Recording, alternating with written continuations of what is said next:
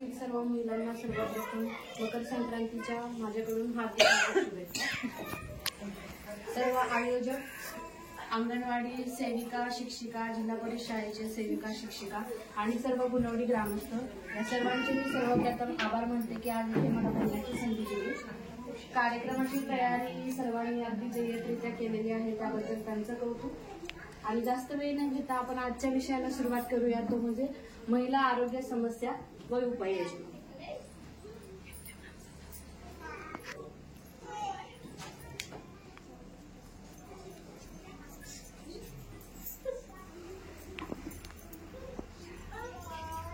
तर आपल्या सर्वांनाच माहिती आहे की आज आपण 21व्या शतकात वावरत आहोत। पुरुषी वर्चस्वाला जबरदस्त धक्का देऊन स्त्रिया सर्वात पुढे गेलेल्या आहेत। स्वतःची जी सर्व बंधनं आहेत त्यांना झुगारून एका स्त्रीने हे सिद्ध करून दाखवलेले आहे की स्त्री एक अबला नारी नसून ती एक तेजस्वी आणि कर्तबगार स्त्री आहे। राष्ट्रपती, पंतप्रधान या पदांपर्यंत त्यांनी हृदयदीपक कामगिरी केलेली आहे। आज सर्व महिलांचे सबलीकरण आणि सक्षमीकरण होत आहे।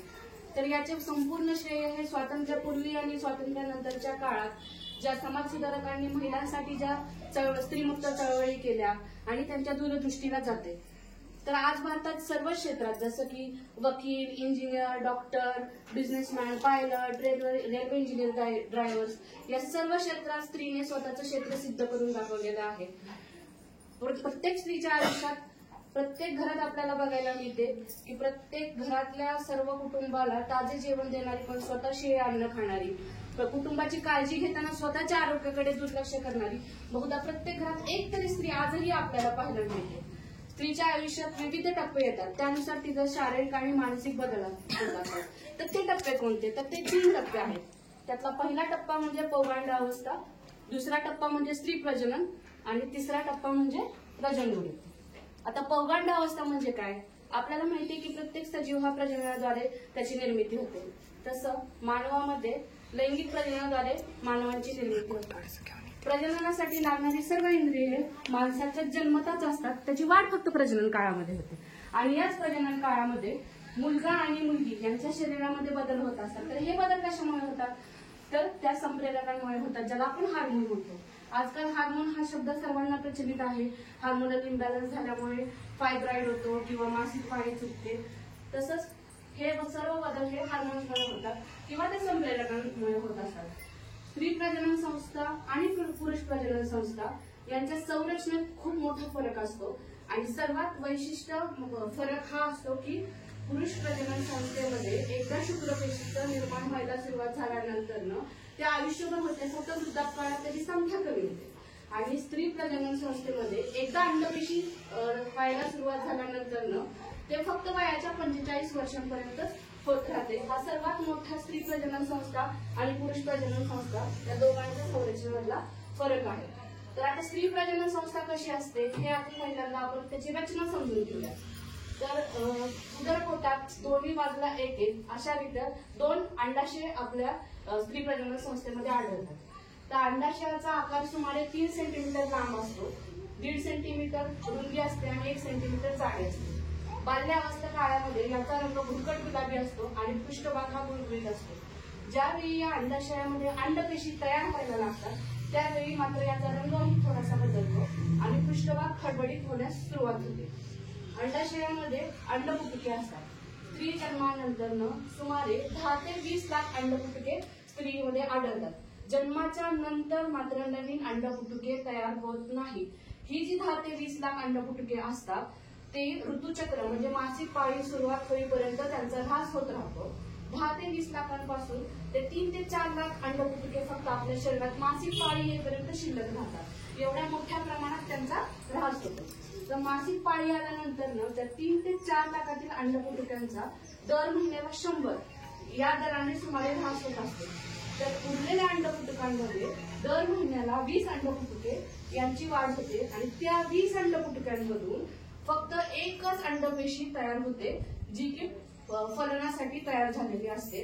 असं स्त्रीच्या प्रजनन काळात म्हणजे 10 ते 45 वर्ष या वयामध्ये सुमारे 400 वेळा फक्त स्त्री म्हणजे प्रेग्नन्सी राहू शकते आणि त्याची अंडपेशी तयार झालेली असते। दुसरं म्हणजे अंडवाहिनी. दोन्ही बाजूला एक एक अशी अंडवाहिनी असते. अंडवाहिनीची लांबी सुमारे 10 ते 11.5 सेंटीमीटर असते. अंडवाहिनीचा शेवटचा म्हणजे अंडाशयाजवळचा जो भाग असतो तो नरसाळ्याच्या आकाराचा असतो आणि शेवटी ह्याला अस्तर असतं, धागे असतात. ज्यावेळी अंडपेशी तयार होऊन अंडाशयातून उदरपोटातून गर्भाशयाकडे पोहोचवली जाते, ती अंडवाहिनीद्वारे पोहोचवली जाते. आणि जी अंडपेशी तयार होते जी अंडवाहिनीमध्ये आली आणि जर 6 तासामध्ये समागम झालं तर ती फलित होते आणि मग आपण गर्भधारणा किंवा प्रेग्नन्सी राहिली असं म्हणतो. पण 6 तासांमध्ये जर त्या अंडपेशीचं समागम शुक्रपेशी बरोबर झालं नाही तर फलित होत नाही. मग अंडवाहिनीचं काम काय होतं तर फलित किंवा अफलित अंडपेशी गर्भाशयापर्यंत पोहोचवायचं काम ही अंडवाहिनी करते. आता आपण गर्भाशयाचा भाग बघूया. उदरपोटात मध्यभागी मूत्राशय आणि मलाशय या दोघांच्या मध्ये गर्भाशय असतो. तर गर्भाशयाचा आकार हा नासपती फळ आपण सर्वांनी बघितलं पेज ज्याला म्हणतो. तर उलट्या पेजच्या आकारासारखा गर्भाशयाचा आकार असतो. तर गर्भाशयाची लांबी सुमारे 10 सेंटीमीटर असते आणि 4.5 सेंटीमीटर असते. तर गर्भाशयाच्या शेवटच्या भागात मानेसारखा जो भाग असतो त्याला ग्रीवा म्हणतात. गर्भाशयाचं काम काय असतं? भ्रूणरोपण करणं, भ्रूणाची वाढ करणं आणि प्रसूतीसाठी गर्भाशयाचा उपयोग होतो. गर्भाशयानंतर आपण योनी म्हणजे काय बघू तर गर्भमुखापासून योनी रंध्रापर्यंत जो नळीसारखा भाग असतो त्याला योनी म्हणतात आणि योनीची लांबी सुमारे 10 ते 11 सेंटीमीटर असते. योनीमध्ये एक पातळ पडदा असतो त्याला योनिच्छेद म्हणतात. प्रथम समागमानंतर किंवा शारीरिक हालचालीमुळे हे योनिच्छेद फुटू शकते, ज्याला योनिच्छेद आणि इंग्लिशमध्ये ज्याला आपण हायमेन म्हणतो. आणि दुसरा एक महत्वाचा स्त्री प्रजनन संस्थेतला भाग म्हणजे स्तन. स्त्रीच्या वक्ष भागावर 2 स्तन असतात. स्तनांमध्ये दुग्धनलिका, स्नायूपेशी असतात. 10 ते 14व्या वर्षापासून स्तनांची वाढ व्हायला सुरुवात होते. त्यानंतर ऋतुचक्र. आता ऋतुचक्र म्हणजे काय? मासिक पाळी. अंडाशयाचा भाग आणि गर्भाशयाचा अंतस्तर त्यामध्ये जो बदल होतो नैसर्गिक बदल होतो त्या चक्राला ऋतुचक्र असे म्हणतात किंवा आपण मासिक पाळी किंवा आतर्व चक्र म्हणतात. तर मुलींमध्ये हे ऋतुचक्र सुमारे 10 ते 14व्या वर्षी सुरू होते. म्हणजे मुलींच्या प्रजनन अवयवांची वाढ होण्याची सुरुवात 10 ते 14 असते आणि 18व्या वर्षी ही वाढ पूर्ण होते. त्याच्यामुळे कायद्याने 18व्या वर्षी मुलीचं लग्नाचं योग्य वय पकडलं जातं कारण त्यावेळी प्रजनन इंद्रियांची पूर्णपणे वाढ झालेली असते. सामान्यपणे 18व्या वर्षी प्रजननक्षम स्त्रिया होतात. तर हा ऋतुचक्राचा काळ म्हणजे मासिक पाळीचा काळ हा जवळजवळ 28 दिवसांचा असतो साधारणपणे. तर 28 दिवसांमधले आपण 4 टप्पे बघणार आहोत. तर पहिला टप्पा म्हणजे ऋतुस्राव अवस्था. पहिला टप्पा म्हणजे 0 ते 4 दिवस. आता पहिल्या 0 ते 4 दिवसामध्ये अंगावरून जो रक्तस्राव होतो तो कशामुळे होतो तर अंडपेशी जे असतात आपले अंडाशय जे असतं त्यामध्ये 2 संप्रेरक स्त्रावले जातात शरीरामध्ये स्त्रीच्या. ते म्हणजे पहिलं म्हणजे इस्ट्रोजन आणि दुसरं म्हणजे प्रोजेस्टेरॉन त्या हार्मोनचं. तर इस्ट्रोजनची पातळी पहिल्या 4 दिवसांमध्ये कमी झाल्यामुळे अंडाशयाचा जो अंतर्भाग असतो त्या अंडाशयाच्या अंतर्भागाला रक्त कमी पडतं, रक्तवाहिन्या आकुंचन पावतात आणि त्याच्यामुळे ऑक्सिजन कमी पडल्यामुळे 80% अंतःस्तरातील पेशी मृत होतात. त्या मृत पेशी गर्भाशयात तशाच राहतात आणि गर्भाशयातल्या अंतःस्तरातील रक्ताबरोबर सुमारे 50 ते 150 ml जे रक्त असतं त्या पेशी त्याबरोबर मिक्स होऊन योनी मार्गाद्वारे बाहेर टाकल्या जातात. त्यालाच आपण ऋतुस्राव म्हणतो किंवा मासिक पाळीचा रक्तस्राव म्हणतो.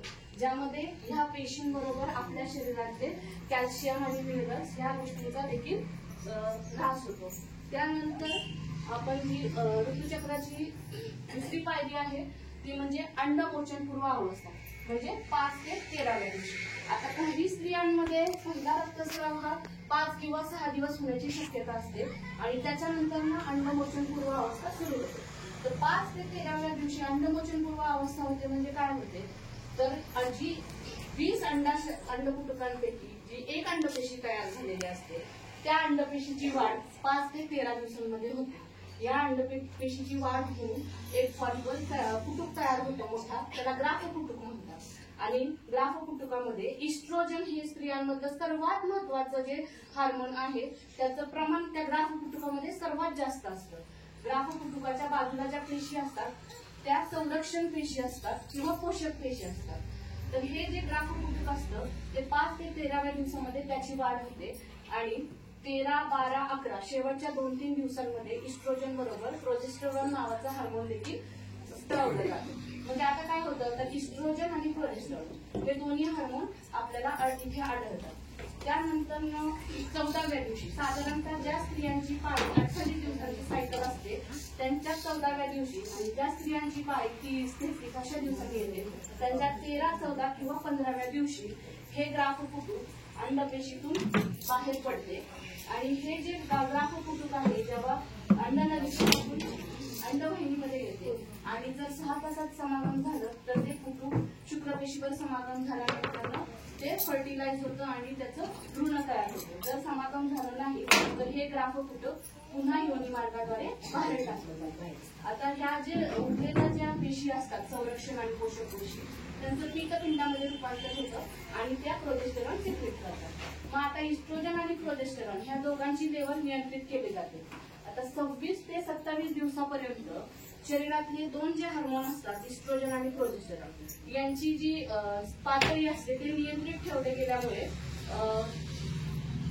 गर्भाशयाचा अंतःस्तर जो असतो त्याची जाडी 10 ते 14 mm एवढी वाढलेली असते. म्हणजे भ्रूणरोपणासाठी आपलं गर्भाशय त्यावेळी तयार झालेलं असतं. पण ते केव्हा होतं जर ते अंड फलित झालं असेल तर भ्रूणरोपण होतं. अंड फलित नाही झालं तर अंडवाहिनीच्या संकुचनामुळे आणि इस्ट्रोजन आणि प्रोजेस्टेरॉन यांच्या पातळीमध्ये नियंत्रित न राहिल्यामुळे शेवटी पुन्हा 28 दिवसांनी आपली सायकल सुरू होते. पुन्हा रक्तस्राव व्हायला सुरुवात होते. तर आता मासिक पाळीमध्ये येणाऱ्या समस्या कोणत्या तर सर्वात पहिली समस्या म्हणजे डिस्मेनोरिया. आता डिस्मेनोरिया म्हणजे साधारण भाषेत सांगायचं झालं तर मासिक पाळीच्या दरम्यान होणारी पोटदुखी. आजकाल आपण कमी वयात मुलींना डिस्मेनोरिया होताना पाहिलेला आहे. पण डिस्मेनोरियावरती एक उपाय म्हणून मेटास्पास नावाचा ब्रँड अगदी कॉमन झाला आहे. पोटात दुखायला लागलं की पेनकिलर घ्यायची. पण आता सर्वांनी 100% हे लक्षात ठेवा की त्यात गोळीचे दुष्परिणाम दिसून आल्यामुळे त्या गोळीवर पूर्णपणे बॅन आलेला आहे. त्यामुळे ज्यावेळी पाळीच्या वेळी पोटात दुखतं त्यावेळी चुकूनही स्वतः किंवा आपल्या मुलींना ही गोळी न देता त्यावरती वेगळे उपाय करायचे. वेगळे उपाय म्हणजे काय करायचं तर मासिक पाळीच्या दरम्यान आराम करायचा, गरम पाण्याच्या पिशवीने शेकायचं, नियमित आणि संतुलित आहार घ्यायचा. आलं, मुळा, केळी हे पदार्थ मासिक पाळीच्या दरम्यान खाल्ल्यानंतर तुम्हाला जो त्रास होतो पोटदुखी असते ती कमी होते. आणि मासिक पाळीच्या दरम्यान होणारी पोटदुखी ही तात्पुरती असते कारण त्यावेळी अंडाशयाच्या आतला जो भाग असतो त्या रक्तवाहिन्या आकुंचन पाहून मग आपल्याला रक्तस्राव सुरू झालेला असतो. त्यामुळे तो तात्पुरता रक्तस्राव किंवा पोटदुखी थांबावी म्हणून पेनकिलर घेणं गरजेचं नाही कारण त्यामुळे भविष्यात खूप सारे प्रॉब्लेम येऊ शकतात. इथे बसलेल्या प्रत्येक आईनं हे लक्षात ठेवावं की ज्यावेळी आपल्या मुलीला मासिक पाळीच्या दरम्यान पोटात दुखतं त्यावेळी गोळी जेवढी शक्यतो टाळता येईल तेवढी टाळावी. पेनकिलर लागल्यास पॅरासिटामॉलची मदत घ्यावी आणि पिशवीनं शेकावं. एकच मिनिट सर्वांनी पुढे सरकार जागा पुढे आणि पलीकडे काजल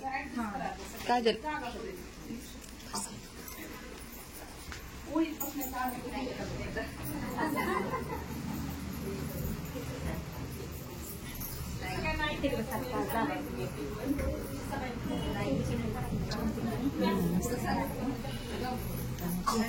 दुसरा व्हिडिओ ज्या मुलींच्यामध्ये पहिल्यापासून पाळी येत नाही, ज्यांच्यामध्ये अंडपेशी तयार होत नाही आणि ज्या स्त्रिया भविष्यामध्ये कधी गर्भवती राहू शकत नाही ते त्या स्त्रियांना आपण अमेनोरिया. तर आता तुम्हा सर्वांना प्रश्न पडत असेल की अमेनोरियावरती काही औषध आहे का तर नवीन संशोधनानुसार त्या हार्मोनल थेरपी आहे. आता जसं आपण बघितलं की पाळी येण्यासाठी किंवा पाळीचं चक्र मेंटेन ठेवण्यासाठी इस्ट्रोजन आणि प्रोजेस्टेरॉन हे 2 हार्मोन लागतात. तर त्याच्या गोळ्यांही आलेल्या आहेत. ज्या स्त्रियांमध्ये पाळी येत नाही, ज्या मुलींमध्ये पहिल्यापासून कधी पाळीच येत नाही अशा स्त्रियांमध्ये हार्मोनल थेरपी देऊन पाळी आणण्याचा प्रयत्न केला जातो जेणेकरून त्या भविष्यात प्रेग्नंट राहू शकतात. दुसरी गोष्ट म्हणजे मेनोरेजिया. आता मेनोरेजिया म्हणजे काय तर अति प्रमाणात होणारा रक्तस्राव. काही स्त्रियांना अंगावरून फक्त 4 दिवस ब्लिडिंग होतं किंवा 4 दिवस रक्तस्राव होतं तर काही स्त्रियांना 7 दिवस होतो आणि तोही जास्त प्रमाणात होतं. त्याला मेनोरेजिया म्हणतात. तर तो कधी होतो तिसानंतर मात्र स्त्रियांनी ह्याच्यावरती लक्ष दिलं पाहिजे. फायब्रॉइडच्या गाठी असतील तर किंवा पिशवीच्या तोंडाचा कॅन्सर असेल तर मात्र हा अति रक्तस्राव होऊ शकतो. दुसरी गोष्ट म्हणजे आता एंडोमेट्रियल कॅन्सर, फायब्रॉइड किंवा ओटीपोटात जळजळ होणे या सर्व गोष्टी आपण पुढे डिटेलमध्ये बघूया. तर पाळीपूर्वीची लक्षणे काय असतात? काहींची डोकंदुखी होते, मूड स्विंग्स होतात, हातपाय दुखतात, पाठ दुखते. ही सर्व लक्षणे यासाठी कोणतंही औषध घ्यायची गरज नाही. हे सर्व बदल नैसर्गिक आहेत. हे इस्ट्रोजन आणि प्रोजेस्टेरॉनची पातळी खालीवरती झाल्यामुळे होणारी लक्षणं आहेत. त्याच्यामुळे याला कोणतंही औषध न घेता घरगुती उपाय जसे की आराम करणे, शिकणे आणि संतुलित आहार घेणे एवढ्याच गोष्टी करायच्या. त्यासाठी कोणतंही औषध घ्यायची गरज नाहीये. तर मासिक पाळीच्या समस्यांवरती उपचार जे आता मी सांगितलं तेच. नियमित व्यायाम करायचा, संतुलित आहार घ्यायचा. आता संतुलित आहार म्हणजे काय? तर सर्वात जास्त कॅल्शियम आपल्या शरीरातून जातं. त्याच्यामुळे आपल्या जेवणामधलं कॅल्शियम वाढवायचं, दुधाचे पदार्थ वाढवायचे. तर आता कॅल्शियम वाढवले की झालं असं नाही. जसं मीठ विरघळायला पाण्याची गरज असते तसं व्हिटॅमिन डी ला आपल्या शरीरात विरघळायला कॅल्शियमची गरज असते. त्याच्यामुळे एक कॅल्शियम घेऊन नाही चालत, तर त्याच्याबरोबर आपल्याला व्हिटॅमिन डी पाहिजे. आणि व्हिटॅमिन डी आपण सर्व भारतीय स्त्रिया एवढ्या नक्की आहोत की आपल्याला फ्रीमध्ये व्हिटॅमिन डी सकाळच्या कोवळ्या उन्हातून मिळतं. बर्फाळ प्रदेशामध्ये राहणाऱ्या स्त्रियांना व्हिटॅमिन डी ची कमतरता असल्यामुळे त्यांना बाहेरून व्हिटॅमिन डी घ्यायला लागतं किंवा त्यामुळे त्यांना गर्भाशयाच्या गाठी होण्याचे चान्सेस जास्त असतात. त्याच्यामुळे भारतीय स्त्रियांनी सकाळचा थोडा तरी वेळ काढून सकाळचं कोवळं ऊन व्हिटॅमिन डी साठी घेतलं पाहिजे आणि कॅल्शियमचा स्रोत वाढवला पाहिजे. आणि मासिक पाळीच्या वेदनेसाठी मी जसं आता म्हणाला मेप्टास्पासिन पेनकिलर न घेता गरज पडल्यास पॅरासिटामॉल घ्यावे आणि गरम पाण्याच्या पिशवीने शेकावे. तर सर्वात पहिला स्त्रियांना आजार कोणता? आजकाल कॉमन ऐकायला भेटतं की आमच्या मुलीला पीसीओडी झालाय, पीसीओएस झालाय. तर आता पीसीओडी म्हणजे काय? तर पॉलिसिस्टिक ओव्हेरियन डिसीज. पूर्वीच्या काळी स्त्रियांची जीवनशैली व्यवस्थित होती, आहार व्यवस्थित होता. त्याच्यामुळे 30 ते 35 वर्षांच्या काळात क्वचित एखाद्या स्त्रीमध्ये पीसीओडी दिसत होता. पण आज बदललेली जीवनशैली, बदललेला आहार, मानसिक ताणतणाव या सर्व गोष्टींमध्ये 18 ते 20 वर्षांच्या मुलींमध्ये म्हणजे मी म्हणेल 100तल्या 90 मुलींना आजकाल पीसीओडी हा असतो. त्यामुळे पीसीओडी म्हणजे काय? ज्यांचं स्त्रीबीज वेळेवरती निर्माण होत नाही किंवा वेळेवरती परिपक्व होत नाही म्हणजे पीसीओडी. तर आता पीसीओडीची आणि पीसीओएस दोन्हीची लक्षणं सेम आहेत. तर पीसीओएस म्हणजे काय? पीसीओडी पेक्षाही पीसीओएस हा भयंकर असतो. पीसीओडी हा डिझीज आहे आणि हा सिंड्रोम आहे. तर ह्यामध्ये काय होतं? पीसीओएस मध्ये जे पुरुषी हार्मोन असतं त्याचं नाव अँड्रोजन आहे, ते स्त्रवलं जातं स्त्रीच्या शरीरामध्ये. आता ह्याचं कारण जर नेमकं सांगायचं झालं तर अजूनही ते कारण स्पष्ट झालेलं नाही. कदाचित अनुवंशिकतेने आलेल्या गोष्टी त्या असतात. आणि अँड्रोजन ज्यावेळी सिक्रेट होतं त्यावेळी पुरुषी लक्षणं दिसायला लागतात. जसे की स्त्रियांमध्ये दाढी येणं, मिशा येणं अशा गोष्टी होऊ शकतात. त्यामुळे पीसीओडी पेक्षा पीसीओएस हा भयंकर आजार आहे. त्यामुळे अंडाशयामध्ये अनेक सिस्ट तयार होतात. आपण इथं बघू शकतो हे नॉर्मल अंडाशय आहे आणि इथं सिस्ट तयार झालेलं अंडाशय आहे. तर आता पीसीओडी आणि पीसीओएस दोन्हींची लक्षणं हे आहेत की तोंडावरती केस येतात, दाढी मिशा येते, पुरळ येतात, केस गळती जास्त होते, वजन वाढतं. हे सगळे दोन्हींची लक्षणं आहेत. दोन्हींमधला फरक जर आपल्याला बघायचा झाला तर हा मेटाबॉलिक डिसऑर्डर आहे, ज्याच्यामुळे म्हणजे आपल्या बॉडीचे बाकीचे जे फंक्शन असतात ते पण डिस्टर्ब होतात. तर पीसीओडी आणि पीसीओएस ह्याच्यावरती आपल्याला म्हणजे ते कळून येण्यासाठी ज्यावेळी मुलींना पहिली मासिक पाळी येते, साधारणतः 10 ते 14व्या वर्षी येते, त्यावेळी तिच्या आईनं स्वतःने पुढाकार घेऊन जर तिची मासिक पाळी उशीर होत असेल तर सर्वात प्रथम तिची सोनोग्राफी करून घ्यावी. आणि सोनोग्राफी केल्यानंतर त्यामध्ये जर पीसीओएस आणि पीसीओडी आढळला तर मात्र डॉक्टरांना दाखवावं. पीसीओएस आणि पीसीओडी नियंत्रणात आणण्यासाठी सर्वात पहिलं तुमचं वजन नियंत्रणात आलं पाहिजे. आणि ते वजन नियंत्रणात आणण्यासाठी तुम्हाला मात्र व्यवस्थित नियमित संतुलित आहार आणि व्यायाम या दोन्ही गोष्टी केल्या पाहिजेत. त्यानंतर गर्भाशयाच्या तोंडाला सूज येणे. त्या गर्भाशयाच्या तोंडाला सूज येणे या जंतुदोषांमुळे योनिदाह होऊ शकतो. आता गर्भाशयाच्या तोंडाला सूज आल्यानंतर खाज येते, त्यानंतर स्त्राव जातो, ओटीपोटात दुखते किंवा पाळीच्या वेळी दुखते, काही शारीरिक संबंध आल्यानंतर पोटात दुखते. असं जर होत असेल तर जास्त त्रास होत असेल तर डॉक्टरांना दाखवायचं, कारण त्यावेळी गर्भाशयाच्या तोंडाला सूज झालेली असते. आणि जास्त करून ही सूज केव्हा येऊ शकते? तर ज्यावेळी शारीरिक संबंध येतात त्यावेळी जे जंतुदोष होतात ते योनी मार्गाद्वारे गर्भाशयाच्या मुखापर्यंत जातात, त्याच्यामुळे ही सूज आलेली असते. तर असं काही होत असेल तर ज्यावेळी तुम्ही डॉक्टरांना दाखवतो त्यावेळी आजकाल क्वाटरी नावाचे एक विद्युत उपकरण वापरलं जातं आणि त्या विद्युत उपकरणाच्या सहाय्याने आतला जो गर्भाशयाचा अंतस्तर आहे त्यातला मांसल भाग हा जाळला जातो. पण ह्या उपचाराने सर्व स्त्रियांना बरे वाटेल असे नाही. नवीन संशोधनानुसार क्वाटरी बरोबर लेझर आणि क्रायो या दोन्ही तंत्रज्ञान आलेलं आहे. तर क्रायो मध्ये काय करतात, जसं क्वाटरीमध्ये हीटचा उष्णतेचा वापर करून मांसल भाग जाळला जातो, तसं क्रायोमध्ये आपल्या शरीराच्या तापमानापेक्षा कमी तापमान वापरून तिथल्या पेशींना थंड केलं जातं. उपचारानंतर जवळजवळ 4 ते 6 आठवड्यात दुसरं म्हणजे योनीद्वाराची खाज. तर योनीद्वाराची खाज ही 2 प्रकारचे आजार म्हणजे आंतरिक आजार आणि बाह्य आजार यामुळे खाज येऊ शकते. तर आंतरिक आजारामध्ये मधुमेह म्हणजे डायबिटीस याच्यामुळे खाज येऊ शकते. लिंग संसर्गिक रोग जसं की गनोरिया, एड्स याच्यामुळे खाज येऊ शकते. गर्भाशयाच्या तोंडाचा कॅन्सर हा कॉमन आहे, त्याच्यामुळे देखील ही खाज येऊ शकते. आणि बाहेरील आजार म्हणजे गजकर्ण, खरू किंवा आतड्यातल्या जंतांमुळे बाहेर खाज येऊ शकते. बाळंतपणामध्ये देखील ही खाज येऊ शकते. तर ही खाज आल्यानंतर मग ह्याच्यावरती उपचार काय करायचे, तर खरूज किंवा गजकर्ण झालं तर त्यावरती आपण मलम लावू शकतो. दुसरी गोष्ट, आपली जी योनी आहे ती स्वच्छ ठेवायची. स्वच्छ ठेवण्यासाठी आजकाल बरेच स्त्रीरोगतज्ञ तुम्हाला सांगतात योनीसाठी रोज आपण जो साबण विवॉश वापरतो तो रोज वापरायची गरज नाही. आपलं जे रोजचं कोमट पाणी आहे त्यांना आपलं योनी मार्ग स्वच्छ करावा. ज्यावेळी इन्फेक्शन होतं त्यावेळी मात्र तुम्ही विवॉश किंवा साबण वापरू शकता.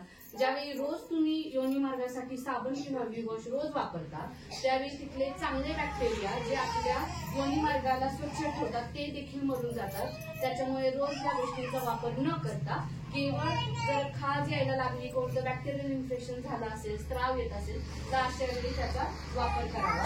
दिवसातून 2 ते 3 वेळा अशा वेळी दिवसात तो भाग आपल्याला जर सुका ठेवायचा असेल आणि ओला नाही ठेवायचा तर दिवसातून कंपल्सरी 2 ते 3 वेळा अंतर्वस्त्रे ही बदललेली पाहिजेत. अशा प्रकारे आपण योनीची स्वच्छता ठेवू शकतो. दुसरी गोष्ट म्हणजे आपण जे काही औषध किंवा लिक्विड जे काही वापरणार आहे ते व्यवस्थित लागावं म्हणून योनी मार्गाचे केस काढल्यानंतर ना तिथे स्वच्छता ठेवणं सोपं जातं. तर ही खाज आल्यानंतर ना आपण काय केलं पाहिजे, ही खाज आल्यानंतर ना पॅप स्मिअर नावाची एक टेस्ट असते. तर ही तपासणी काय असते, ज्यावेळी योनी मार्गाच्या तोंडाला तिथं खाज येते तर पॅप स्मिअर तपासणी ही कॅन्सरसाठी केलेली एक तपासणी आहे. ही तपासणी तुम्ही लवकर केली तर तुमच्या लवकरच्या स्टेजमध्ये कॅन्सर आपल्याला डिटेक्ट होतं. त्याच्यामुळे योनी मार्गाची खाज, स्त्राव अशी लक्षणं दिसल्यानंतर ही तपासणी करावी.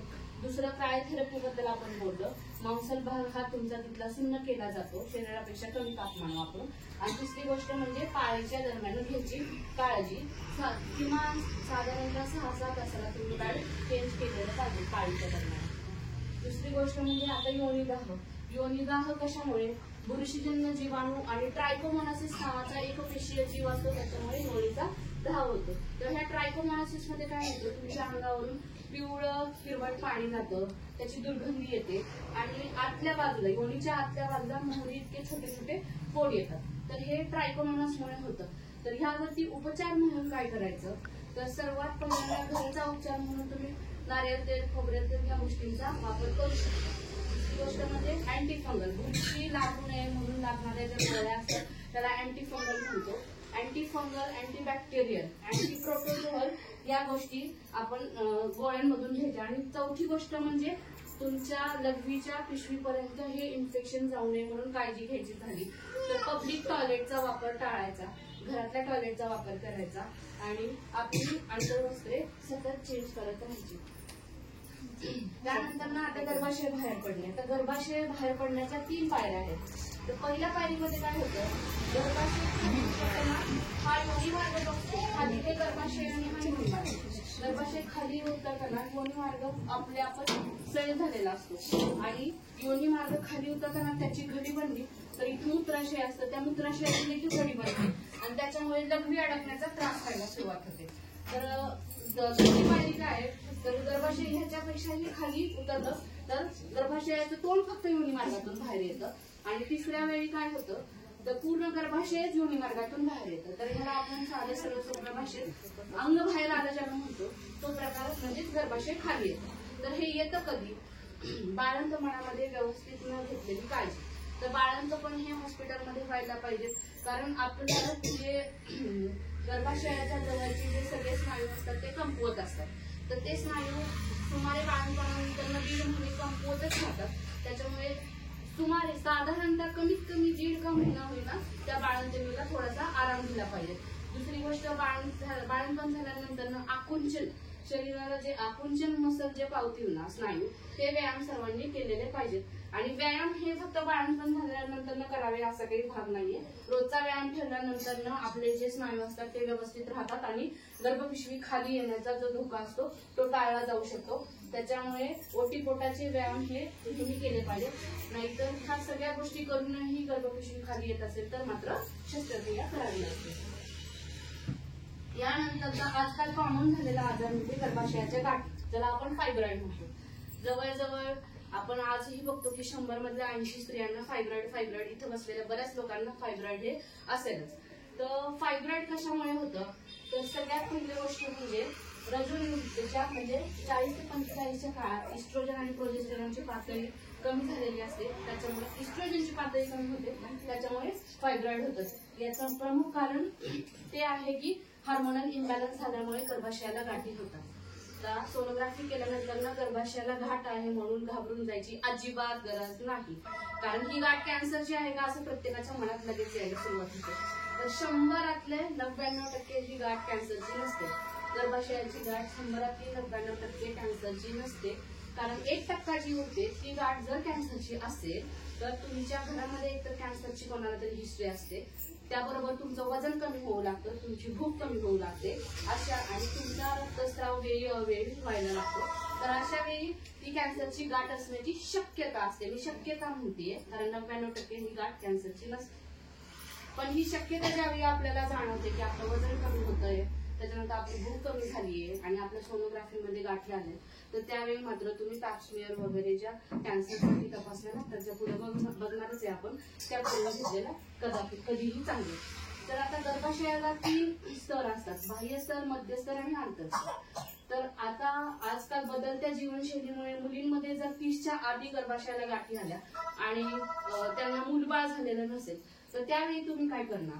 गर्भाशयातल्या जर बाहेरच्या बाजूला गाठ असेल, गर्भाची वाढ ही गर्भाशयाच्या आत होते. जर गाठ बाहेरच्या बाजूला असेल तर गर्भ राहायला काहीही प्रॉब्लेम येत नाही. आणि ही गाठ जर 3 सेंटीमीटरची असेल तर आपल्याला गाठ काढण्याची ही आवश्यकता पडत नाही. आपोआप गर्भाशयामध्ये गर्भाची वाढ होते आणि गर्भधारणा होऊ शकते.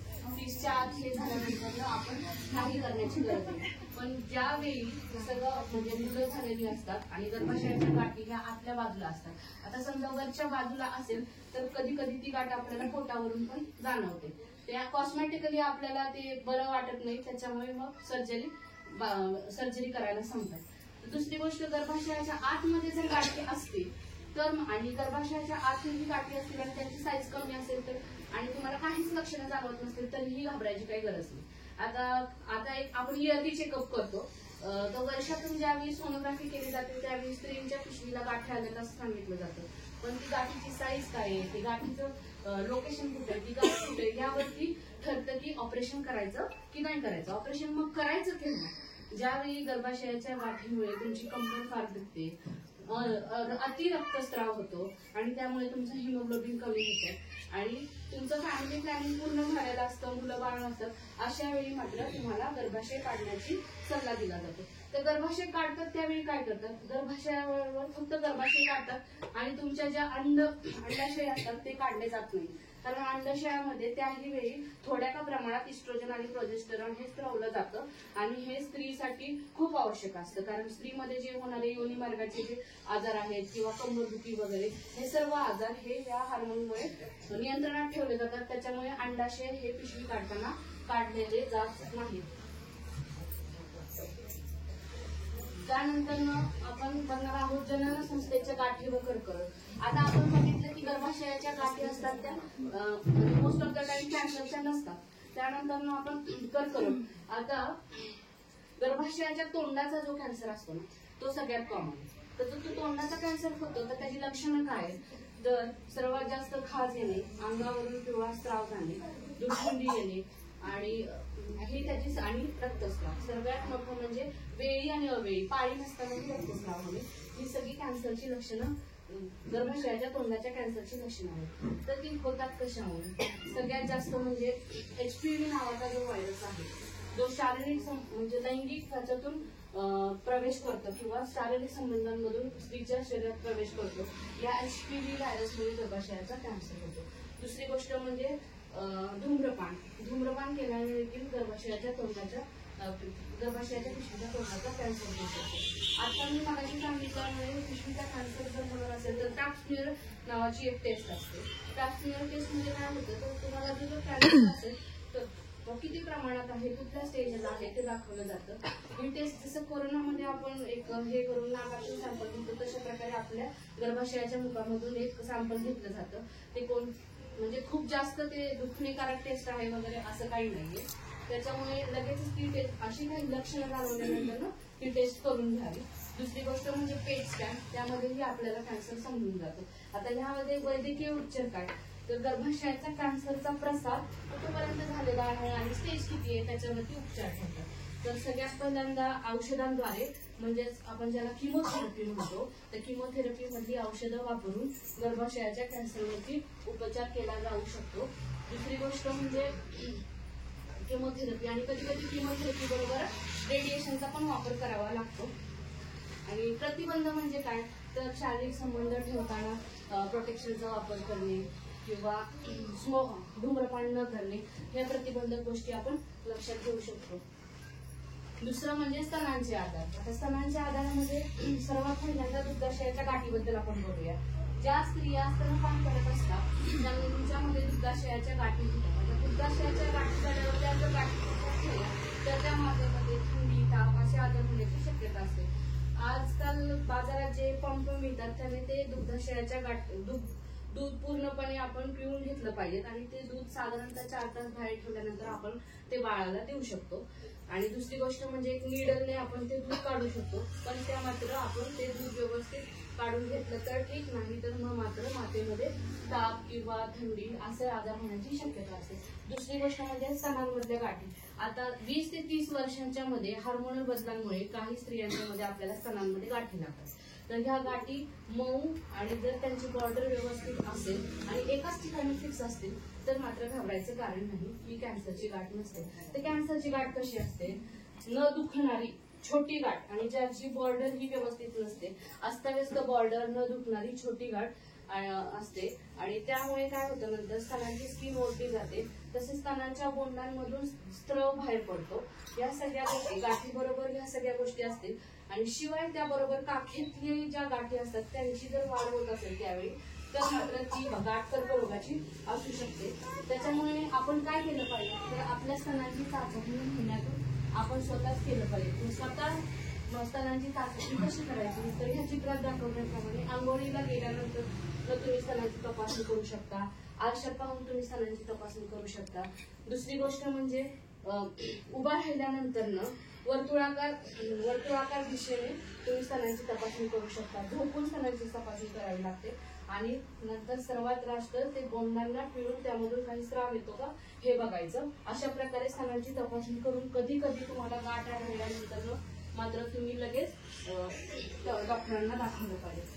तर स्तन कर्करोगाचे उपचार, आणि आता उपचार हे त्याच्या प्रसारावरती अवलंबून असतात. जसं प्रत्येक कॅन्सरची स्टेज असते तसेच स्तनाच्या कॅन्सरची देखील स्टेज असते. तर कर्करोगाच्या गाठी जर छोट्या असतील तर त्या गाठी काढल्या आणि पूर्णपणे स्तन नाही काढलं तरी चालतं. पण ही जर गाठ मोठी झाली आणि त्याच्याबरोबर काठीतल्या गाठी जर मोठी झाल्या तर मात्र आपल्याला पूर्णपणे स्तन काढावं लागतं. आणि स्तन काढलेल्या शस्त्रक्रियेनंतर देखील आपल्याला 6 महिने औषधं घ्यावी लागतात, हार्मोनल आणि अँटीबायोटिकची थेरपी, कारण पुन्हा हा कॅन्सर उद्भवू नये म्हणून आणि हा कर्करोग पूर्ण शरीरात पसरू नये म्हणून देखील आपल्याला औषधे सुरू ठेवावी लागतात. आता हा गाठ लागल्या आपण सर्वात पहिल्यांदा काय केलं पाहिजे, आता रजोनिवृत्तीचा काळ, कॅन्सर होण्याची शक्यता ही जवळजवळ 40 नंतर होते, कारण त्याच वेळी हार्मोनल इम्बॅलन्स झालेला असतो.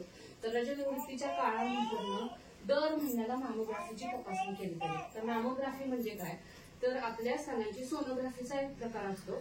ज्यामध्ये आपल्याला कुठे गाठ आढळून येते. आणि जर मॅमोग्राफी तुम्ही करत राहिला, गाठ आढळली, तर मात्र पहिल्या स्टेजमध्येच आपण त्याच्यावरती मात केली तर मात्र हा कर्करोग पूर्ण शरीरभर पसरत नाही. आता रजोनिवृत्ती हा स्त्रीच्या आयुष्यातला तिसरा टप्पा आणि सर्वात महत्वाचा टप्पा. कारण रजोनिवृत्ती म्हणजे ऋतुस्राव बंद होतो आणि बीजांमधून इस्ट्रोजन प्रोजेस्टेरॉन तयार होण्याची क्षमता कमी होते आणि त्यात स्त्रावच स्त्रवला जात नाही, त्याच्यामुळे रक्तस्राव पूर्णपणे बंद होतो आणि मासिक पाळी पूर्णपणे बंद होते. पाळी बंद होण्याआधी काही वर्षांपासूनच ती प्रोसेस सुरू झालेली असते. निदान 2 ते 3 किंवा 4 वर्षे स्त्रियांना यातून जावं लागतं. तर मासिक पाळी बंद होताना होणारी लक्षणे कोणती? वजन वाढतं, छाती धडधड होतं, अंगातून गरम वास वेगळ्यासारखं वाटतं, त्याच्यानंतर कॉन्फिडन्स वाटतो, कामात थकवा जाणवतो, त्यांच्याकडे शूटिंग आणि अंगाला अधूनमधून खाज येते किंवा प्रायव्हेट पार्टला कोरडेपणा येतो. या सगळ्या गोष्टी मासिक पाळी बंद होताना होतात. त्या केवळ 1 वर्ष होत नाही, काही स्त्रियांमध्ये 2 वर्ष, काही स्त्रियांमध्ये 3 वर्ष, काहींमध्ये 4 वर्ष. त्यामुळे घाबरून जाण्याची गरज नाही आणि त्यासाठी कोणतीही औषधं घेण्याची गरज नाही. सर्वात पहिल्यांदा रजोनिवृत्तीसाठी स्वतःसाठी काय काळजी घ्यायची, तर सर्वात पहिल्यांदा स्त्रियांनी सकारात्मकरित्या हे लक्षात घेतलं पाहिजे की हा नैसर्गिक होणारा बदल आहे, त्याच्यामुळे त्याकडे सकारात्मक दृष्टीने बदल केला पाहिजे. दुसरी गोष्ट, रजोनिवृत्तीच्या काळात इस्ट्रोजन कमी झाल्यामुळे थायरॉइड ग्रंथीवरती परिणाम होऊ शकतो. त्याच्यामुळे रजोनिवृत्तीचा काळ आल्यानंतर दर वर्षाला मॅमोग्राफी, सोनोग्राफी, थायरॉइड आणि चौथी गोष्ट म्हणजे मधुमेह आणि एसिड, कारण ह्या सगळ्याचा परिणाम हा आपल्या हृदयावरती देखील होत असतो. त्याच्यामुळे रजोनिवृत्तीमध्ये आपल्याला थायरॉइड, हृदयरोग होण्याची शक्यता जास्त असते. या तपासण्या केल्या पाहिजे. आणि त्यानंतर ऑस्टिओपोरोसिस. तर ऑस्टिओपोरोसिस जे आहे तर त्यामध्ये बोन डेन्सिटी म्हणजे स्त्रियांची हाडांची डेन्सिटी पूर्णपणे कमी होते. कारण इतर वेळी इस्ट्रोजन आपल्या हाडांना व्यवस्थित ठेवण्याचं काम करतं, पण रजोनिवृत्तीच्या वेळी असं होत नाही. रजोनिवृत्तीच्या वेळी इस्ट्रोजन कमी झालं की आपोआपच आपल्या हाडांची हाडे कमकुवत होत जातात आणि पुरुषांपेक्षा स्त्रियांमध्ये हे जास्त होतं, कारण की स्त्रियांमध्ये इस्ट्रोजनची लेवल कमी होत असते. त्यामुळे ऑस्टिओपोरोसिस होण्याचे चान्सेस असतात. त्यामुळे आपण आपल्या जेवणामधलं कॅल्शियम वाढवलं पाहिजेत आणि शरीरात जे कॅल्शियम व्यवस्थित विरघळत नसेल तर कॅल्शियमच्या गोळ्या मात्र घेतल्या पाहिजेत. आजकाल सरकारी दवाखान्यात देखील या गोळ्या अगदी व्यवस्थित मिळून जातात. आणि ह्या सर्व रजोनिवृत्तीच्या वेळी आपण व्यवस्थित नियंत्रित व्यायाम, नियंत्रित आहार, त्याच्यानंतर व्यायाम आणि दुसरी गोष्ट म्हणजे योग्य झोप घेतली पाहिजे.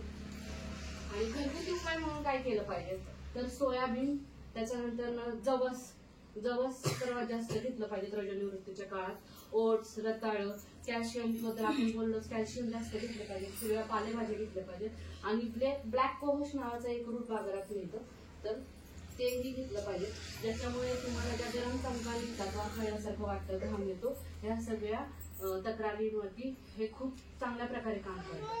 दुसरी गोष्ट म्हणजे योगा, जो सगळ्यांना आपल्याला करायला आवडत नाही. तर योगा ही गोष्ट अशी आहे, तुमच्या शरीरामधलं जे हार्मोन असतात इस्ट्रोजन आणि प्रोजेस्टेरॉन हे दोन्हीला बॅलन्स करण्याचं सगळ्यात फ्री साधन म्हणजे योगा. बाकी सगळ्या गोष्टी करण्याची काही गरज नाही लागत की बाहेरून हार्मोनल पिल्स घ्या मग आपलं नियंत्रणित ठेवा. तर योगा सर्वात फ्री साधन आहे. सर्वांनी आज मी कळकळीची विनंती करते सर्वांना दिवसातला 1 तास काढून तरी योगा केला पाहिजे. मला मान्य आहे की एका स्त्रीला एकटीला योगा करण्याचा कंटाळा येतो, तर ही ऍक्टिव्हिटी तुम्ही ग्रुपने करू शकता, पण योगा फार महत्वाचा आहे. त्यानंतर कुटुंब नियोजन आजकाल आता लोकसंख्या वाढो किंवा कमी हो, आपल्याला त्याच्याशी काही जरी वाढत असली आणि कमी होत असली तरी कुटुंब नियोजन तितकंच महत्वाचं आहे. कारण कुटुंब नियोजन नाही केलं तर घरातील सर्व जबाबदारी एका स्त्रीवरती पडते आणि त्यामुळे तिचे शारीरिक आणि मानसिक दोन्ही प्रकारे खच्चीकरण होते. त्याच्यामुळे कुटुंब नियोजन हे झालंच पाहिजे. तर कुटुंब नियोजन करण्यासाठी 2 ते 4 पद्धती आहेत.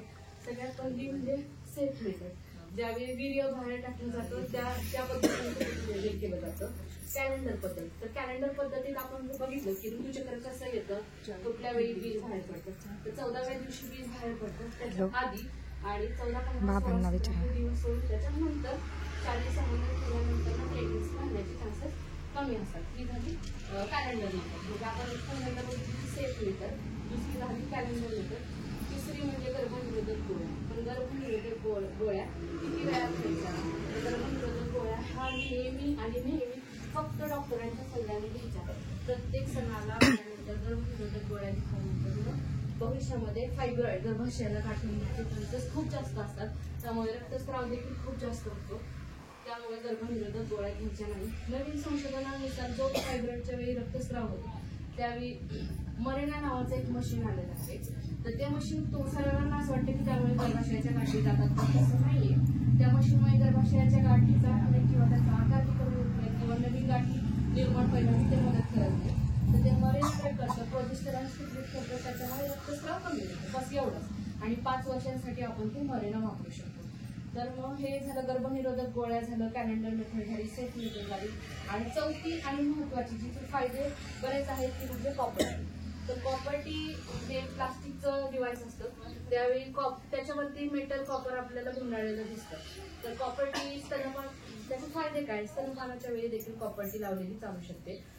प्रेग्नन्सी नंतर 5 दिवसांनंतर समागम झाला आणि प्रेग्नन्सी होण्याचे चान्सेस जास्त वाटले तर इमर्जन्सीमध्ये कॉपर्टी लावली जाऊ शकते. त्याच्यानंतर ही कॉपर्टी एकदा लावली तर 10 वर्ष टिकते. त्याच्यामुळे कॉपर्टीचे बरेच असे फायदे आहेत. तर आजकाल बऱ्याच स्त्रिया याचा वापर करतात. त्यामुळे कुटुंब नियोजनाची सर्वात आजकाल प्रेफरेबल मानली जाणारी जी पद्धत आहे ती कॉपर्टी आहे. तर दुसरी गोष्ट म्हणजे हे झालं कुटुंब नियोजन. कुटुंब नियोजनानंतर आता शेवटी मी एवढंच म्हणते की एक स्त्री होणं खूप अवघड आहे. It's hard to be a woman. You must think like a man. पुरुषांप्रमाणे विचार करावा फक्त पुरुषांप्रमाणे. म्हणजे की प्रत्येक गोष्टीच्या वेळेला प्रत्येक गोष्टीत खंबीरपणे उभं राहावं, जी आजकाल स्त्री करते. आणि त्याच्यानंतर ऍक्ट लाईक अ लेडी. पुरुषांप्रमाणे विचार करून स्त्रियांप्रमाणे वागावं आणि look like a young girl. स्वतःच्या नेहमी आपण तरुण कसे दिसू यावरती लक्ष दिलं तर आपली हार्मोनची पातळी देखील चांगली राहते. त्याच्यामुळे योग्य व्यायाम आणि आहार ह्या दोन्ही गोष्टी करून आपण तरुण दिसण्याचा प्रयत्न करावा. पण त्यासाठी कोणतेही बाहेरून जास्त कॉस्मेटिकचा डॉक्टरांचा सल्ला न घेता वापर न करता घरगुती उपाय करावे. आणि वर्क लाईक अ हॉर्स म्हणजे घोडा ज्या गतीने म्हणजे पळतो त्या गतीनं काम करावं. कामामध्ये बरेच असे आजार स्त्रिया विसरले जातात. तुम्ही सर्वांनी इथं वेळ देऊन उपस्थित राहिला त्याबद्दल मी तुमचे सर्वांचे अगदी मनापासून आभार मानते. फक्त घरी जाता जाता एकच सांगेल की आजपासून प्रत्येकाने स्वतःसाठी 1 तास तरी देऊन योगा करावा, जेणेकरून हार्मोनल बॅलन्स होईल. आणि सगळ्यात पहिलं आणि महत्वाचं की एक स्त्रीला समजू शकते. त्यामुळे प्रत्येक स्त्रीनं दुसऱ्या स्त्रीचा आदर केला पाहिजे आणि प्रत्येक स्त्रीनं दुसऱ्या स्त्रीला पुढे जाण्यासाठी प्रोत्साहित केलं पाहिजे. जसं की कुठलीही सिच्युएशन आल्यानंतर त्याला न घाबरता न मागे सरता त्याला पुढे जाण्याचे संस्कार मला माहेरच्या कुटुंबाने दिले. तसंच हे संस्कार आणि मी करत राहिलेल्या प्रत्येक कार्यात मला माझ्या सासरच्या कुटुंबाने विश्वास आणि पाठिंबा दिला. आजच्या या आवश्यकता साधून मी दोन्ही कुटुंबाचे आभार मानू इच्छिते. आणि तुम्ही सर्व उपस्थित राहिला त्याबद्दल मी तुमचेही आभार मानते. धन्यवाद. तुमचे काही प्रश्न?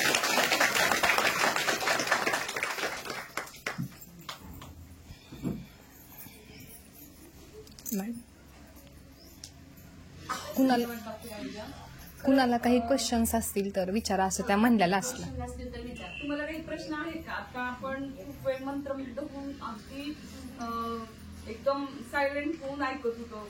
खरंच ते आपल्याविषयी होतं. आपल्याला बरेच प्रश्न पण होते. काही प्रश्नांची उत्तरं तुम्हाला नकळतपणे न विचारताही मिळाली त्याच्यात. पण अजून काही शंका असतील, प्रश्न असतील तर तुम्ही विचारू शकता. आजही विचारू शकता. इव्हन आता ह्या माहेरवाशिणीच आहेत आता सध्या, त्याही एक आई होणार आहे आता 1-1.5 महिन्यात. खरंच त्यांचा उत्साह पाहता अवाक झाले मी. पण 8वा महिना चालू असताना सुद्धा त्यांनी कसलीही विश्रांती न घेता कंटिन्यू आपल्याला एक जवळपास तासभर एक घोळ ठेवलं. ऐकण्यास आपल्याला एनर्जी दिली की बाबा समोरचा माणूस कधी ऐकतो समोरच्याचं की काहीतरी आपल्याला त्यातून ज्ञान मिळते किंवा काहीतरी ऐकण्यासारखं वाटलं तरच आपण ऐकत असतो. आणि खरंच त्यांनी खूप सारी माहिती आपल्याला स्त्री म्हणून जे गॉड गिफ्ट मिळाले आई होण्याचं. मग प्रत्येक जण आई होती आयुष्यामध्ये, पण बऱ्याच जणी आपण झालो पण आहोत आई. 2 मुलं, मला पण 2 मुलं आहेत. बरेचसे प्रश्न असे होते त्यावेळी, पण हे कसं ते कसं, पण ते झालं. पण आज काही प्रश्नांचे आज मला इथून उत्तर मिळालं. म्हणजे बघा मग असं बहुतेक जणींचं झालं असावं. प्रश्न कोणाला विचारायचे असतील तर आताही विचारू शकता किंवा संपल्यानंतर थोडस किंवा त्यांच्या घरी जाऊन सुद्धा तुम्ही विचारू शकता. पण पुनश्च एकदा मी खरंच मनापासून त्यांचं खूप खूप असं आभार मानते. काय 1-2 प्रश्न तरी विचारा प्रामुख्याने, म्हणजे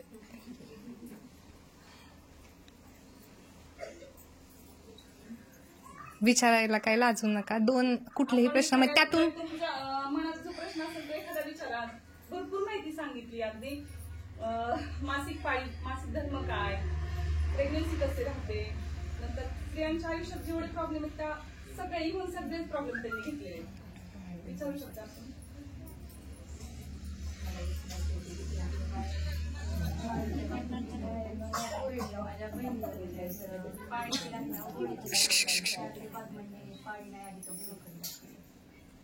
ते सोनोग्राफी करून घ्यायचे सगळे पहिल्यांदा. त्याच्यामध्ये वैट